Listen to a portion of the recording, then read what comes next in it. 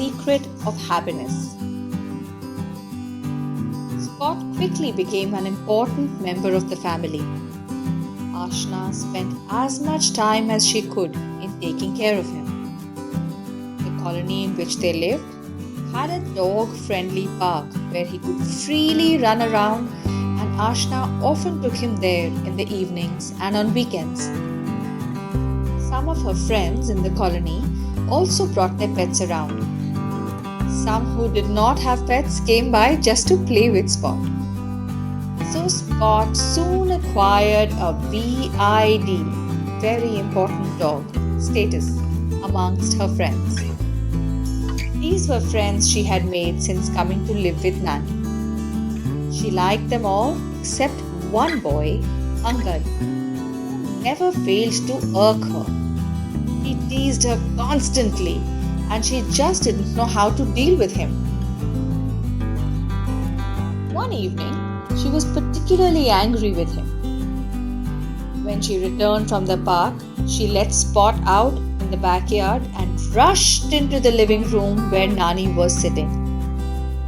Arms crossed and brow furrowed, she plonked down on the sofa and exclaimed loudly, "I hate Angad!" Nani looked up from the book she was reading. "Now, what's happened to make you utter such a strong word?" "He is cruel and insensitive. He calls me dumb and stupid all the time," Ashna fumed. Nani realized that Ashna was really angry. She put down the book and asked with a piercing gaze, "Well, are you stupid?" "Of course not," Ashna replied emphatically. "Does Angad calling you stupid make you stupid?" "No," Ashna wailed. "Well then, why let it upset you? Whatever name he chooses to call you are untrue and meaningless, are they not?" "Yes, but he goes on and on and on, and I hate it. Why should he call me names anyway?" Nani smiled and patted the sofa next to her. "Come here." When Ashna sat down beside her, Nani put an arm gently around her shoulders. "Darling, people can call you anything they want, but no one, absolutely no one, can hurt or upset you unless you let them." "Oh, how's that?" Ashna asked, mildly curious but still fuming. "The fact that Angad teases you is not important. I suspect that he likes you and wants your attention." Nani winked conspiratorially and grinned as Ashna made a face. "Anyway, be that as it may, what is important is how you react to his teasing." "It infuriates me," Ashna did not hesitate to declare with an angry frown. And he knows that.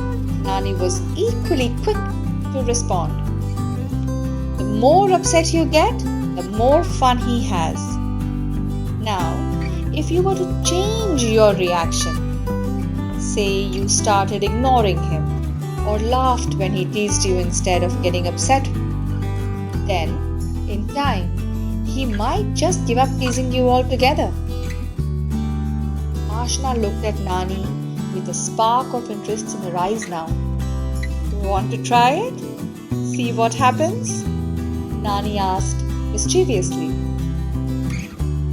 Ashna perked up at the thought of trumping Angad, but almost immediately became angry again.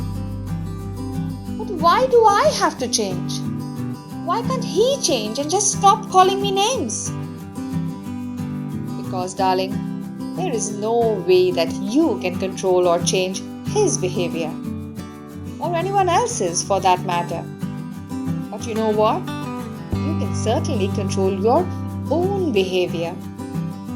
All the wishing and hoping and fretting and fuming on your part will not serve to change anything.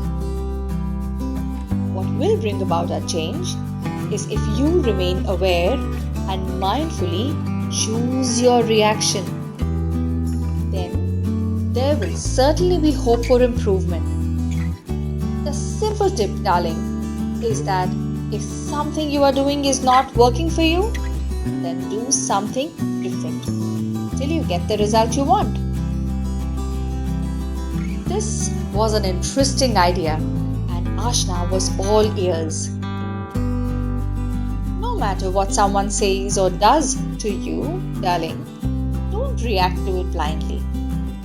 Keep in mind the fact that you always have options. For example, Ashna asked eagerly. Well, for example, instead of getting angry at Angad, you could choose to ignore him, or laugh with him when he teases you, or tease him right back, or not react at all. You see, sweetheart, when you start recognizing your options, you will soon realize how powerful the ability to make choice is. Then you can control how you feel in any situation. Ashna was rather intrigued. Do you choose your reactions mindfully too, Nani? Nani's eyes twinkled. So you want to know if I practice what I preach, do you? Well, I do. Do you want to know how I learned the skill? Oh yes, please, tell me. Ashna loved to hear tales from Nani's life. When I was a little girl, I was often teased about my big nose. At first, I didn't like it. I would whine and fret and fume till your grandmother sat me down one day and gave me some valuable advice. Nani paused with a gleam in her eye, prompting Ashna to ask impatiently, "Go on, what did she say?" Nani laughed and continued. She said that all big noses were a sign of aristocracy and that it was a gift from God to our family. Really? Ashna asked incredulously. That's exactly what she said. Then she told me to write a letter to God and tell him why I was grateful for the nose he had given me and how I could never live without it. Ashna chuckled delightfully. And did you write that letter? You bet. After that, I started seeing my nose in a totally different light. You know what I learned as a result? What?